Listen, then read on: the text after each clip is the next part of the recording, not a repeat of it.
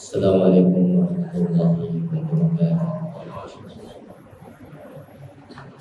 Bismillahirrahmanirrahim.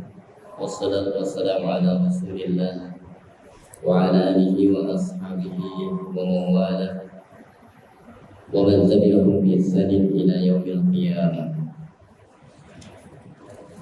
Qala Allah tabaraka wa ta'ala, ya ayyuhalladzina amanu taqullaha haqqa tuqatih wa la tamutunna illa wa antum muslimun.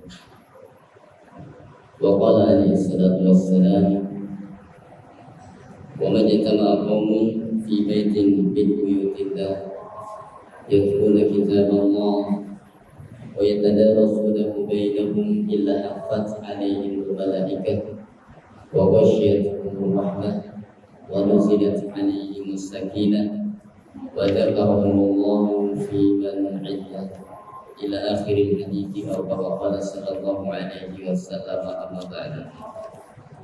Bapak Ibu sekalian yang semoga senantiasa dirahmati Allah Subhanahu wa taala. Alhamdulillah, di kesempatan siang hari ini Allah masih mengizinkan kita untuk kembali duduk di majelis ta'lim, dan waktu duduk hari ini sudah maju dibandingkan dengan waktu-waktu yang sebelumnya. Nanti pada akhir tahun kembali waktunya menjadi mundur dan seterusnya, kemudian kembali maju seperti itu.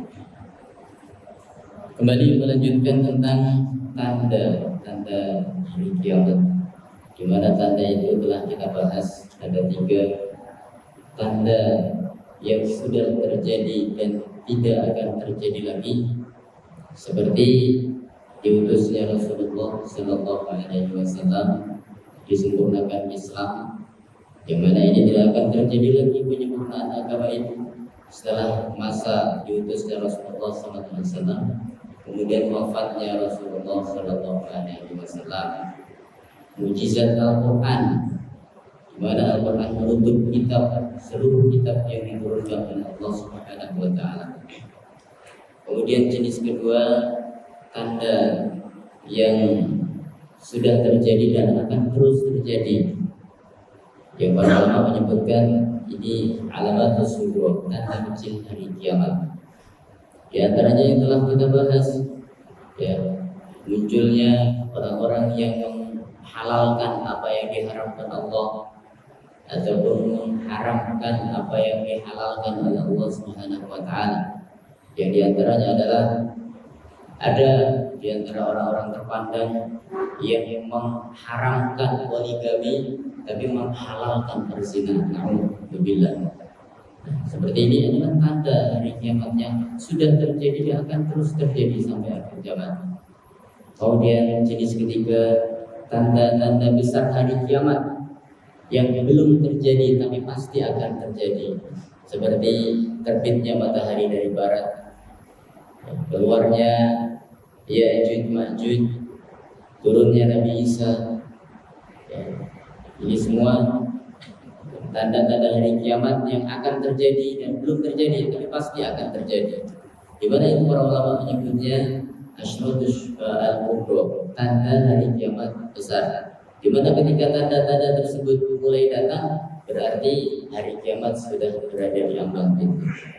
Saat ini kita berada di tanda-tanda kecil, Bapak Ibu sekalian. Di mana yang terakhir kita membahas tentang banyaknya pembunuhan, di mana harga kaum muslimin, harga jiwa seorang muslim seolah-olah tidak ada nilainya. Ketika mati begitu saja. Padahal Nabi Sallallahu Alaihi Wasallam menyebutkan, ya, zawalud dunya wa ma fiha ahwanu 'indallah min qatlil mu'mini bighairi haqqin. Hancurnya langit dan bumi serta isinya ini lebih ringan menurut penilaian Allah dibandingkan dengan dibunuhnya atau terbunuhnya seorang muslim dengan tanpa kesalahan yang jelas. Maka ini tanda hari kiamat, di mana kasratul haraj disebutkan Nabi Sallallahu Alaihi Wasallam, yaitu pembunuhan yang tidak beralasan, yang banyak sekali terjadi, ya, yang berkaitan dengan kepentingan, yang berkaitan dengan keinginan. Padahal Al-Quran menyebutkan wa ma kana lil mu'minin ay yaqtula mu'minan illa khata'a. tidak boleh atau haram seorang muslim meneteskan darah muslim yang lain atau membunuhnya kecuali dengan alasan yang dibenarkan oleh syariat. Jadi syariat ada kalanya membenarkan seorang dibunuh. Ketika kisos dia mau bunuh orang, maka dia harus dibunuh, boleh dibunuh. Atau ketika dia melampaui batas di dalam kemaksiatan, seperti seorang yang sudah menikah tapi kemudian dia berzina, maka hukumannya adalah hukuman mati di dalam Islam. Bapak Ibu sekalian, itu penjelasan yang sudah berlalu, di mana dalam akhir penjelasan ini Nabi Sallallahu Alaihi Wasallam menyebutkan Inna ummati ummatun marhumatun, sesungguhnya umatku ini adalah umat yang dirahmati oleh Allah Subhanahu Wa Taala. Laisa 'alaiha fil akhirati 'adzabun, umat ini akan dibebaskan dari adab kelak pada hari kiamat. Inna ma'adabuhum fid dunya, adab atau ya siksaan yang Allah berikan itu di dunia, kata Nabi Sallallahu Alaihi Wasallam. Beliau menyebutkan al-qatlu wal balabibu waz zalazil. Gimana? Adab yang Allah kirimkan itu berupa 3 hal. Yang pertama al-qatlu, pembunuhan yang merajalela. Ini adab sebenarnya. Wal balabil, yang kedua keguncangan hati yang penuh dengan kegalauan, susah mencari ketenangan hidup. Ternyata duit yang banyak, Bapak-Bapak sekalian, itu tidak menjamin orang itu akan hidup bahagia. Karena memang bahagia itu tidak dibeli dengan uang, tapi bahagia itu diperoleh dengan dekatnya seseorang kepada Allah Subhanahu wa Ta'ala. Itu bahagia. Yang ketiga, wazalazil, Allah ya menguji, Allah menyiksa umat Nabi Muhammad SAW dengan zalazil, yaitu bergolaknya bumi atau gempa atau longsor. Ini bencana alam seperti itu. Ini yang disebutkan di dalam hadis yang terdapat dalam Musnad Imam Ahmad, ya, dan hadis ini sahih dalam syarat-syaratnya sebagaimana disebutkan di dalam Al-Jami'us Shaghir dan silsilah hadis as-sahihah oleh Syekh rahimahullah taala. Kemudian poin ke-23, di antara tanda kecil datangnya hari kiamat ya adalah taqarrubuz zaman atau waktu yang singkat. Ya, waktu itu singkat ya, Pak. Kita belum ngapa-ngapain, tahu-tahu sudah datang subuh. Kita belum apa-apa, sudah datang waktu asar dan seterusnya. Ini dalam kegiatan keseharian kita, dalam kegiatan tahunan tak terasa dulu bagaimana ketika kita bermain tanah lempung di kampung halaman kita, bagaimana kita bermain ya dengan menggunakan ya alat-alat tradisional. Ternyata anak-anak kita hari ini sudah tidak mau menggunakan itu, mereka hanya mau menggunakan HP.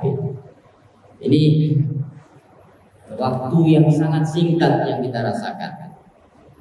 Dari sahabat Abu Hurairah radhiyallahu taala anhu, Nabi sallallahu alaihi wasallam bersabda, "La taqumu sa'ah." Tidak akan tegak hari kiamat hatta yataqarraba az-zaman, sampai zaman itu terasa singkat atau waktu itu terasa singkat sekali. Subhanallah. Kita merasakan itu. Bagaimana? Tanpa terasa sudah 1 tahun, 2 tahun, 3 tahun, 4 tahun, 10 tahun apa yang kita peroleh? Ya, oke lah, mungkin jika kita tidak mendapatkan peningkatan dalam urusan duniawiyah, karena kita mungkin keahlian kita pas-pasan saja. Apakah kita tidak merasakan pengaruh positif dari ibadah yang kita lakukan selama ini? Padahal ion positif di dalam ibadah itu akan membentuk karakter yang mulia. Akhlak akan semakin terarah. Keimanan terhadap hari kiamat akan menjadikan hati semakin tunduk kepada Allah. Takut kepada dosa, takut jika terjerumus. Dia berusaha menahan, menundukkan pandangan mata. Subhanallah. Ini luar biasa pengaruh ya, keimanan kepada hari kiamat. Ketika zaman menjadi dekat, berwaktu ya tidak terasa berjalan begitu saja, maka adalah kita kembali bermuhasabah, introspeksi diri, apa pengaruh yang kita peroleh. 40 tahun kita sholat ternyata nggak ada bedanya, sama seperti dulu. Padahal Allah menyebutkan bacalah Al-Quran, kemudian tegakkan sholat. Apa yang terjadi setelah kalian menegakkan sholat, setelah kalian membaca Al-Quran? Ya inna sholata tanha 'anil fahsya'i wal munkar. Karena sholat itu akan mencegah seseorang dari perbuatan keji dan munkar. Kok kita masih gemar melakukan perbuatan munkar, perbuatan dosa? Berarti sholat kita sebenarnya tidak berefek, tidak ada efek samping. Ibarat obat Pak yang dikasih dokter kepada kita itu tidak ada pengaruhnya, ya, tidak berpengaruh dalam kesehatan kita. Kemudian Nabi Shallallahu Alaihi Wasallam juga bersabda, la taqumus sa'atu hatta yataqaraba az-zaman. Tidak akan tegak hari kiamat sampai waktu itu terasa sangat singkat sekali. Bagaimana singkatnya itu? Kata Nabi Sallallahu Alaihi Wasallam, fatakuna as-sanatu kasyahri. Seseorang menghitung hitungan 1 tahun itu kayak hitungan bulan saja. Rasa dekat sekali, cepat ya Allah. Kemarin kita baru melaksanakan puasa Ramadan, kita sudah persiapan lagi untuk menghadapi puasa Ramadan. Beberapa bulan lagi Pak. Tidak terasa seperti ini. Wa yakuna syahru kal jumu'ah. Dan waktu 1 bulan itu seperti 1 pekan. Subhanallah. Kayaknya kita ini baru kemarin. Saya ngisi pengajian di sini baru kemarin. Sudah 5 pekan yang lalu. Karena bulan yang lalu itu ada 5 pekan. Luar biasa Pak. Bagaimana terasa sangat singkat waktu itu. Nanti akan kita lihat apa penjelasan ulama. Wa takunal jumu'atu kal yaum. Waktu 1 pekan itu seperti 1 hari. Beberapa pekan yang lalu saya mengundang tukang pijat untuk pijat anak saya. Katanya 1 pekan lagi dipijat. Saya di SMS sama tukang pijatnya, Pak Ustadz, sudah 1 pekan waktunya pijat lagi. Ternyata tidak terasa. Wa yakunal yaumu kasa'ah. Dan 1 hari itu seperti sesaat saja. Subhanallah. Bapak tadi pagi berangkat, tak terasa sekarang sudah jam 12:30 kurang. Sebentar lagi asar, kemudian Bapak kemas-kemas pulang. Makanya para ulama mengatakan jika kita membiarkan waktu datang dan pergi begitu saja tanpa kita isi dengan kegiatan bermanfaat, maka di situ kita akan rugi, Pak. Yang paling mahal itu waktu. Ya. Makanya di dalam surat Al-Asr, wal 'asr, demi waktu, innal insana lafi khusr. Sesungguhnya manusia itu berada di dalam kerugian. Allah bersumpah dengan nama waktu. Dan sesungguhnya manusia berada dalam kerugian. Bapak Ibu sekalian, tapi Allah mengecualikan 4 golongan manusia yang tidak merugi. Illal ladzina amanu wa 'amilus shalihati wa tawasaw bil haqq wa tawasaw bis sabr. 4 golongan manusia yang Allah kecualikan tidak akan merugi. Artinya mereka akan mengisi, mendapatkan faedah dalam waktu yang dilewati atau yang datang kepadanya. 1, amanu, orang-orang yang beriman, ya, orang yang bertauhid. Ini yang paling penting. Karena tauhid ini yang akan menjadikan lurus keimanan seseorang. Seorang bertauhid ketika beribadah itu berhati-hati, ya, jangan sampai ibadah itu tercampur kepada selain Allah. Jangan sampai ibadah itu kemudian tanpa ada tuntunannya. Itu. Wa amilus sholihat. Golongan kedua yang tidak akan merugi adalah orang yang beriman dan mengamalkan amalan yang baik. Dia terus beramal. Sehingga dia tidak sanggup beramal dengan badannya, beramal dengan lisannya. Tidak sanggup beramal dengan lisannya, dengan telinganya, Pak. Tidak sanggup dengan telinganya, dengan matanya. Tidak sanggup dengan matanya, dengan hatinya dia beramal soleh. Luar biasa. Tidak sanggup dengan tangan, tidak sanggup dengan perbuatan, tidak sanggup dengan telinga, dengan mata, dengan lisan. Bagaimana dia akan melakukan amal soleh? Dengan menjauhi dosa. Itu amal soleh. Kata Nabi Sallallahu Alaihi Wasallam, ya, ittaqu minan nari walau bisyikki minat tamr. Beramallah untuk membebaskan diri kalian dari neraka. Sekalipun hanya bersedekah dengan satu kurma itu dibagi menjadi dua karena saking nggak adanya. Separuh dia makan, separuh disedekahkan. Ini jangan diremehkan.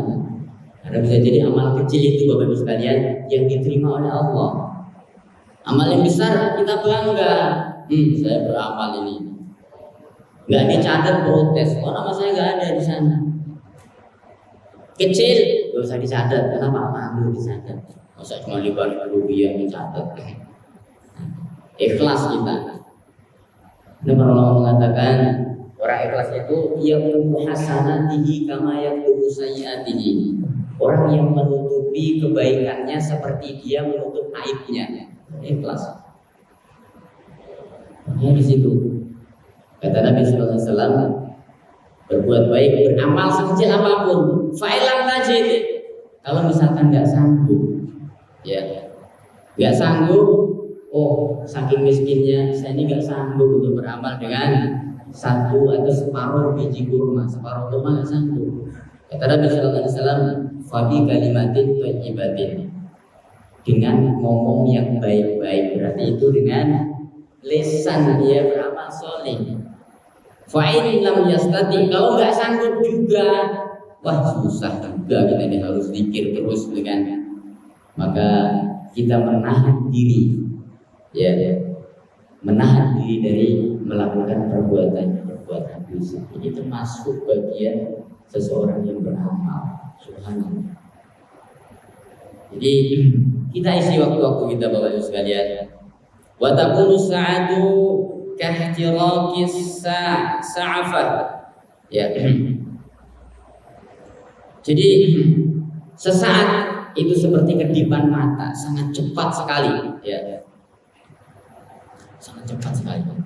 Subhanallah. Waktu tidak akan kembali. Yang lalu biarlah berlalu, mari kita buka lembaran yang baru Bapak sekalian. Kemudian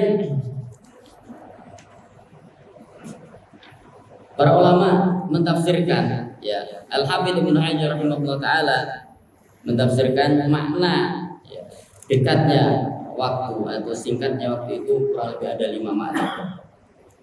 Yang pertama adalah qillatu al-barakah, sedikitnya keberkahan yang kita peroleh, Pak. Subhanallah. Artinya apa? Apa itu berkah, Pak? Berkah itu kata Imam An-Nawawi rahimahullah taala ziyadatul khair ba'dal khair. Allah menambahkan kebaikan setelah dia memperoleh kebaikan. Waktu yang sedikit yang dia punya, ternyata banyak hal yang bisa dia manfaatkan. Digunakan membaca Al-Quran. Kalaupun dia bekerja untuk dunia, diniatkan untuk mencari akhirat. Subhanallah. Jadi ternyata singkatnya waktu itu karena keberkahan semakin dicabut oleh Allah Subhanahu wa taala. Seperti surat Al-A'raf ayat 96 yang Allah sebutkan, walau anna ahlal qura amanu wattaqaw, seandainya penduduk negeri itu beriman dan bertakwa, la fatahna 'alaihim barakatim minas samaa'i wal ardh, Niscaya Allah akan turunkan keberkahan dari langit dan Allah akan keluarkan dari bumi. Walakin kadzabu fa akhadnahum bima kanu yaksibun. Tapi kebanyakan manusia mereka mendustakan nikmat-nikmat Allah. Dikasih nikmat kurang banyak, tidak bersyukur, malah menggerutu. Musibah yang datang kepada kita itu sebetulnya nikmat. Bagaimana kita mengatakan itu nikmat? Karena banyak orang-orang yang ditimpa musibah lebih besar dari kita, padahal dosanya lebih sedikit dari kita. Itu nikmat. Alhamdulillah cuma seperti ini, ya, adat daripada siksaan yang Allah kirimkan. Ketika orang-orang mendustakan nikmat Allah, fa'akhadnahum, maka Allah menyiksa mereka. Ini Pak. Apa siksaannya itu? Apakah gunung meletus, tanah longsor, berpindahnya pulau dari satu tempat ke tempat yang lain, masuknya suatu kampung ke dalam bumi atau tsunami? Bisa jadi itu semua. Tapi kalau kita kembali kepada redaksi ayat ini, mentafsirkan ayat Al-Quran dengan ayat Al-Quran, maka yang dimaksudkan dengan siksaan yang Allah kirimkan itu adalah dicabutnya berkah. Dari mana kita tahu? Karena ayat itu berkaitan dengan berkah. Kalau orang beriman, penduduk negeri beriman dan bertakwa, maka Allah akan berikan berkah. Kalau mereka nggak mau beriman dan bertakwa, maka Allah akan siksa. Artinya apa? Allah akan tahan berkahnya itu. Sehingga itu jadi seperti yang sering kita dengar, ya, seorang akan hidup menderita di tengah kekayaannya. Seseorang akan hidup miskin di tengah negeri yang kaya, bahkan dia akan menjadi budak di rumahnya sendiri. Alhamdulillah. Kenapa? Karena berkah dicabut oleh Allah Subhanahu wa taala. Ini luar biasa. Yang kedua, makna daripada waktu yang singkat itu adalah waktu fi zamani Isa wal Mahdi, ketika Imam Mahdi itu sudah keluar. Kemudian Nabi Isa keluar. Waktu itu singkat, sangat singkat. Karena Nabi Isa alaihissalam waktu itu, ya, di zaman sebelum datangnya Nabi Isa ini, atau waktu pemerintahan Imam Mahdi, itu datanglah Dajjal. Di mana Dajjal ini akan membuat kerusakan yang luar biasa di muka bumi ini. Kemudian waktu itu akan terasa, ya, sangat cepat sekali waktu itu nanti. Dan kaum muslimin, kata Nabi sallallahu alaihi wasallam, wala yaqulul mu'minu illa ka'akil malaikah, atau qala sallallahu alaihi wasallam, orang-orang beriman mereka tidak mendapatkan makanan kecuali seperti makanannya para malaikat. Apa itu? Hanya berzikir kepada Allah Subhanahu wa taala. Kenapa tidak ada lagi fasilitas yang bisa dinikmati oleh orang-orang yang beriman? Ketika mereka kemudian mengimani Dajjal, maka Dajjal itu akan menyihir, mereka akan mendapatkan suatu kenikmatan-kenikmatan yang semu. Ya. Makna yang ketiga yang dimaksudkan kedekatan waktu adalah gimana banyaknya kemiripan karakter-karakter manusia. Manusia itu karakternya mirip. Apa itu? Rakus semuanya, serakah. Ya. Bahkan Nabi Sallallahu Alaihi Wasallam menyebutkan, wama mana batnu ibni Adam illa turaba. Tidak akan ada yang bisa menjadikan kenyang perut manusia kecuali tanah. Artinya apa? Keinginan itu tidak akan pernah berhenti kecuali setelah dia mati. Setelah dia melihat hakul yakin, dia melihat tentang hakikat kematian itu bukan akhir dari segalanya, bahkan awal dari segalanya. Awal pertanggungan jawab, ya, awal di mana kita akan ditanya sebelum kita ditanya pada pengadilan hari kiamat kelak. Sehingga Nabi Sallallahu Alaihi Wasallam menyebutkan, inna hadzal qabra awwalu manazilil akhirah. Sesungguhnya kuburan ini adalah tempat pertama persinggahan seseorang yang tidak menuju ke akhirat. Kita singgah dulu di kuburan, gak langsung ke akhirat itu Pak. Faman najafihi, siapa yang selamat, Artinya di dalam kuburan itu dia bisa menjawab pertanyaan, dia bisa ya bebas dari cecaran malaikat munkar dan nakir. Maka di situ kata Nabi Sallallahu Alaihi Wasallam, "Fama ba'dahu aisar." Maka yang sesudah itu akan terasa mudah. Artinya apa? Hari kiamat nanti dia akan mudah. Wa man lam yanju fihi, siapa yang tidak selamat di alam kubur, artinya di alam kubur itu dia mendapatkan cecaran pertanyaan, ya, maka dia akan kesulitan. Dia disiksa pada kuburan, pada alam kubur disiksa. Kata Nabi Sallallahu Alaihi Wasallam, "Fama ba'da wa syaqqa." Maka yang sesudah itu nanti itu pada hari akhirat, ya, dia akan terasa jauh lebih berat. Padahal Allah akan menanyakan kepada kita kelak pada hari kiamat tentang 4 perkara. La tazulu qadama 'abdin yawmal qiyamati hatta yus'ala 'an arba'in. Tidak akan bergeser kaki manusia nanti di hadapan Allah pada hari kiamat sampai ditanya tentang 4 perkara. Yang pertama, an syababihi, tentang masa mudanya. Fima abla, digunakan buat apa masa muda itu? Kok kamu mau ke masjid setelah usia 70 tahun? Sebelumnya kemana saja? Yang kedua, wa an umrihi fima afna, tentang umurnya itu akan ditanyakan oleh Allah. Kamu buat, kamu habiskan buat apa ini? Ya, subhanallah. Yang ketiga, Allah akan bertanya, wa an ilmihi madza 'amila bihi, tentang ilmunya akan ditanya, apa yang kamu amalkan? Ya, ditanyakan, kamu duduk di majelis taklim di Masjid Astra Aku, apa yang kamu dapatkan dan apa yang kamu amalkan? Jawab, ya Allah, saya nggak dapat apa-apa. Kenapa? Karena saya tidur waktu pengajian. Yang keempat akan ditanya oleh Allah Subhanahu wa taala tentang wa'an malihi, harta kita akan ditanya. Masa muda satu pertanyaan, umur satu pertanyaan, ilmu satu pertanyaan, sampai kepada duit, harta, Allah memberikan 2 pertanyaan. Pertanyaan pertama, min aina tasabahu, kamu dapat dari mana duit ini? Ya, dari Allah, ya Allah. Ternyata dari tempat yang haram, akan disiksa. Pertanyaan kedua, ya, wa fima anfaqahu, kemana kamu belanjakan harta ini? Buat senang-senang, ya Allah. Alhamdulillah.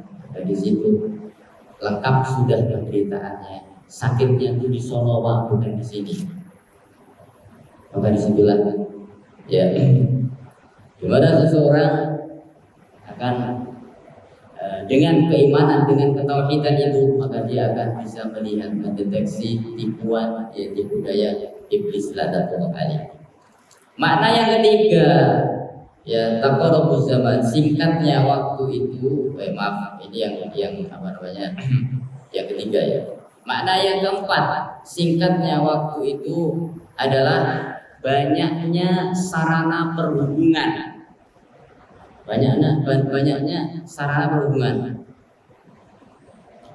Karena di sini, ya, apa namanya, banyaknya sarana dan prasarana perhubungan itu, Bapak Ibu sekalian, itu ternyata menjadikan seseorang itu mudah mengakses, ya, menembus berbagai macam tempat atau menuju ke berbagai macam tempat.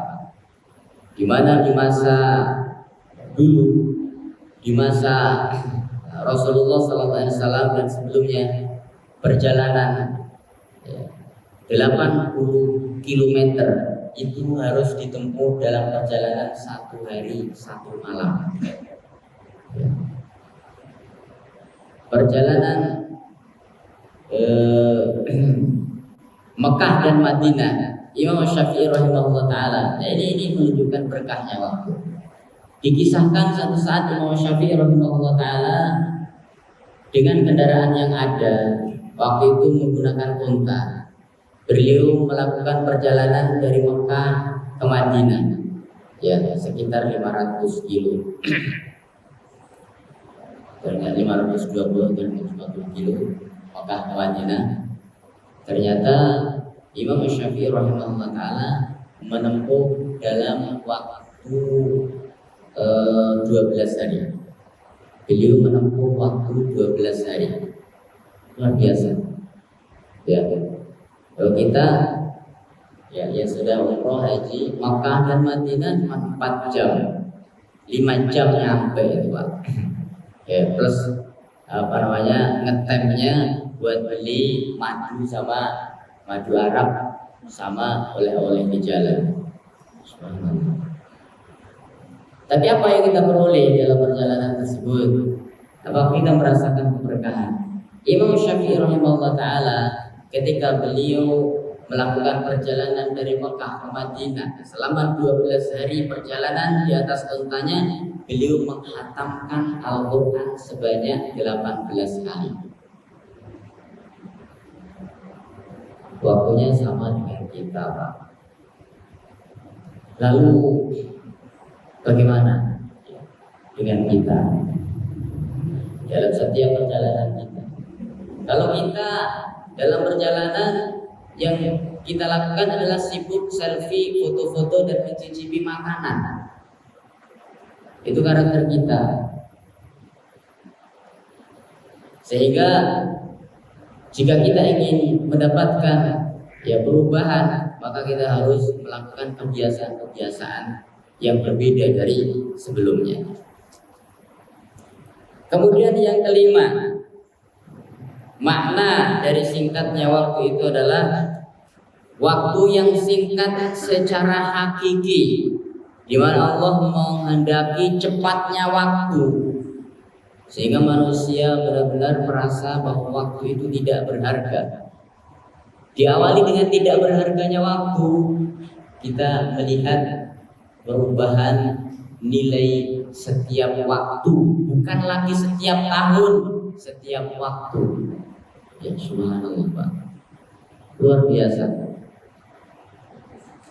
Saya selama 3 pekan beli minyak kayu putih untuk anak saya. Itu selama 3 kali beli juga 3 kali berubah harga. Subhanallah. Luar biasa. Itulah yang terjadi. Sehingga ketika hal ini menimpa kita, Bapak Ibu sekalian, terjadi pada kehidupan kita, maka kita tidak bisa mengelak. Kita sebetulnya itu isyarat yang Allah sebutkan di dalam surah Al-Rum ayat 41. Apa kata Allah Subhanahu wa taala? Ya. Wa al-fasadu fil barri wal bahri bima kasabat aydin nasi liyudhiqahum bima 'amilu la'allahum yarji'un. Terjadi kerusakan di darat dan di laut karena sebab perbuatan tangan manusia. Nah, ini kerusakan yang di darat dan di laut akibat perbuatan tangan manusia. Apa tujuannya? Apakah di situ ada tujuannya? Apakah Allah tidak bisa menjaga? Bisa Allah menjaga. Tapi kenapa Allah biarkan rusak? Karena Allah punya 2 tujuan. Tujuan yang pertama disebutkan dalam ayat itu, liyudhiqahum bima 'amilu, supaya mereka merasakan akibat dari perbuatan mereka sendiri. Loh, yang tidak berbuat bagaimana? Yang tidak berbuat juga ikut terkena.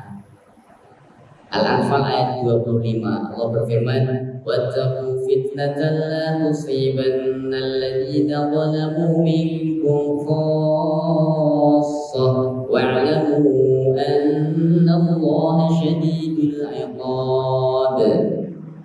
Takutlah kalian dengan bencana yang tidak dikirimkan oleh Allah. Takutlah kalian dengan bencana yang dikirimkan oleh Allah. Bagaimana sifat bencana itu? Kata Allah, la tusibannal ladzina zalamu minkum khassah, yang tidak akan menimpa hanya khusus orang zalim saja, tapi orang-orang yang baik pun juga akan terkena. Kenapa demikian? Isyarat supaya orang-orang baik itu melakukan amar ma'ruf nahi munkar. Allah menyebutkan dalam hadis Al-Bukhari, efek ya akibat seseorang tidak menegakkan amar ma'ruf nahi munkar. Makanya orang yang menegakkan amar ma'ruf nahi munkar itu benar-benar berat tantangannya, terutama di akhir zaman itu. Ya, ngomong aja biasa, tidak ada masalah. Tapi ketika melakukan perbaikan, amar ma'ruf nahi munkar mulai ya disematkan gelar-gelar yang tidak benar, teroris dan macam-macam supaya orang takut dan yang lain-lain. Ini artinya karena mereka tidak sanggup untuk menjauhkan Islam dari umat, tapi mereka sanggup membohongi umat dengan nama radikalisme dan seterusnya. Luar biasa.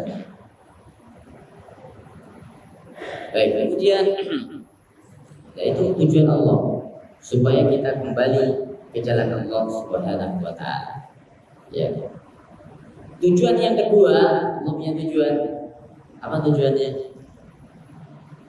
La'allahum yarji'un. Ya, jadi tujuan yang pertama tadi supaya orang-orang merasakan akibat ketika mereka melakukan kerusakan dan akibat ketika mereka tidak melakukan amar ma'ruf nahi munkar. Makanya Allah melaknat Bani Israel, lihat di dalam akhir juz yang ke-6, akhir juz 6 dalam surat pada ayat kedua dari atas itu disebutkan di sana, lu'inal ladzina kafaru min bani Israil ala lisan Daud wa Isa bin Maryam. Allah melaknat Bani Israel melalui lisannya Nabi Daud dan lisannya Nabi Isa bin Maryam. Dzalika bima 'asaw wa kanu ya'tadun. Karena mereka melakukan dua sebab yang menjadikan laknat itu sah untuk mereka. Sebab pertama, asaw, karena mereka durhaka terhadap perintah Allah. Ya. Yang kedua, ya'tadun, mereka melampaui batas. Bagaimana bentuk melampaui batasnya mereka? Ayat berikutnya Allah menyebutkan, kanu la yatanahawna 'an munkarin fa'aluh. Karena mereka tidak saling mencegah dari perbuatan keji yang mereka lakukan. Ya, ini harus dicegah. Orang lain harus dicegah. Jadi tadi di dalam hadis Bukhari Nabi SAW mengibaratkan seorang hidup di dunia ini antara ahli taat dan ahli maksiat itu seperti orang yang hidup di kapal. Orang ahli taat berada di tingkat yang atas, orang ahli maksiat berada di bawah. Orang ahli maksiat pada dasarnya mereka butuh ilmu, butuh bimbingan supaya dibawa ke jalan yang benar. Dan Nabi Sallallahu Alaihi Wasallam mengibaratkan bimbingan itu adalah air. Ketika ahli maksiat ini membutuhkan air, ternyata orang-orang yang di atas gak paham kalau orang di bawah butuh air. Maka orang di bawah yang butuh air itu dengan cara apa? Membolongi ya lantai kapalnya. Apa yang terjadi, Pak? Mereka pun mendapatkan air. Ya. Ketika mereka mendapatkan air, ternyata hal itu berisiko bukan hanya untuk orang-orang yang membolongi kapal saja, tapi orang-orang yang berada di atas pun juga terancam bahaya. Itu yang dicontohkan oleh Nabi Sallallahu Alaihi Wasallam. Jadi 5 ini makna ya daripada singkatnya waktu. Kemudian Nabi Sallallahu Alaihi Wasallam juga bersabda, la taqumu sa'atu hatta takuna sanatu kasyahri. Tidak akan tegak hari kiamat kecuali setelah 1 tahun itu dirasakan oleh manusia cepatnya itu seperti 1 bulan. Saat ini alhamdulillah 1 tahun belum seperti 1 bulan, tapi kita sudah merasakan cepat. Dengan adanya isyarat itu sebetulnya Allah mengisyaratkan kepada kita supaya kita tidak hanya sibuk dalam urusan-urusan duniawi kita, Bapak Ibu sekalian, supaya kita mengingat akhirat. Ya. Apa kata Nabi Sallallahu Alaihi Wasallam ketika sahabat Abdullah bin Mas'ud melihat pipi beliau ya membekas pelepah kurma, bekas tidur. Kemudian Nabi bertanya karena melihat sahabat Abdullah bin Mas'ud menangis. Ya. Apa kata Nabi? Ya abadallah, wahai abadallah, ma yubkika. Apa yang menjadikan kamu menangis? Ya Rasulullah, kata Abdullah bin Mas'ud, Kisra wa Qaisar fid bibad. Penguasa Persia dan penguasa Romawi. Persia, Pak. Subhanallah, sekarang masih hidup. Ya, dulu namanya Soviet, sekarang Rusia. Luar biasa. Peradaban Persia yang ada pada waktu itu. Romawi dipindahkan menjadi negara adidaya Amerika Serikat saat ini. Luar biasa, dua kekuatan, dua imperium besar yang hidup pada zaman itu, ya, dan turun temurun, ya, pemahaman mereka digunakan, sehingga kekuatan-kekuatan itu digunakan untuk mencekal umat Islam karena menganggap Islam itu jalan, ya, untuk menguasai dunia, padahal tujuan Islam bukan untuk menguasai dunia tapi untuk mendakwahkan. Itu yang membuat Raja Romawi bingung ketika datang utusan Raja Romawi. Coba kamu lihat bagaimana kegiatan yang dilakukan oleh Muhammad dan anak buahnya, apa yang mereka lakukan? Kaget, ya. Karena apa? Ketika Nabi wudu, bekas wudunya menjadi rebutan. Nabi makan, bekas makannya jadi rebutan. Ya. Nabi duduk, bekas tempat duduknya menjadi rebutan. Ya, subhanallah. Nabi ludah Nabi diambil karena penuh dengan berkah. Ya, itu dilakukan para sahabat dalam sejarah-sejarah makruf itu, Pak. Jelas. Bengong Raja Romawi mendengar berita itu. Saya aja 40 tahun jadi raja, nggak pernah ada sudi ngambil ludah saya. Kok ibu baru jadi nabi sudah seperti ini? Kaget. Masuk WC saja diajarin caranya, kaki kiri dulu, kemudian jongkok. Dia diajarin, Pak. Apa kata Raja Romawi? Jika perkara kecil saja ini diajarkan, maka perkara-perkara yang besar itu jauh lebih penting dan pasti juga diajarkan oleh Nabi tersebut. Menjadikan kita kaum Romawi. Makanya sekarang sedikit-sedikit kita menegakkan sunnah selalu dicurigai. Kenapa? Supaya sunnah tidak tegak. Karena sunnah sampai tegak, maka di situ alamat akan kalah dan hancur orang kafir. Hadis yang dulu kita baca ketika Nabi Sallallahu Alaihi Wasallam bersabda, Allahumma la tusallit ummati ala aduwihim atau kama qala Sallallahu Alaihi Wasallam. Ya Allah, jangan Engkau jadikan umatmu kalah dengan umat yang lain. Ternyata Allah kabulkan, tidak dikalahkan. Tapi ketika Nabi Sallallahu Alaihi Wasallam meminta, ya Allah, jangan jadikan umatku bermusuhan dan saling baku hantam di tengah mereka, Allah tidak kabulkan. Sehingga orang kafir pun membaca hadis ini, cara mereka untuk menghancurkan kaum muslimin apa? Harus mencucurkan darah kaum muslimin dengan tangan kaum muslimin sendiri. Subhanallah.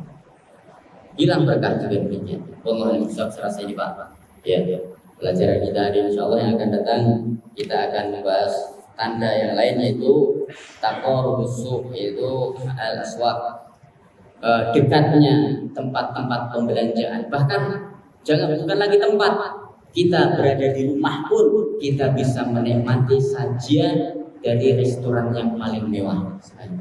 Wallahu a'lam. Mudah-mudahan pelajaran yang singkat ini bisa menjadikan kita lebih dekat kepada Allah, menjadikan hati kita lebih lunak dan akhirat lebih dekat dengan kita, lebih mudah mengkhusyukkan ibadah-ibadah kita dan menjadikan kita lebih dekat kepada Allah. Wallahu a'lam bishawab. Subhanakallahumma wa bihamdika asyhadu an la ilaha illa anta astaghfiruka wa atubu ilaik. Wassallallahu ala nabiyyina Muhammad wa akhiru da'wana alhamdulillahi rabbil alamin. Assalamualaikum warahmatullahi wabarakatuh.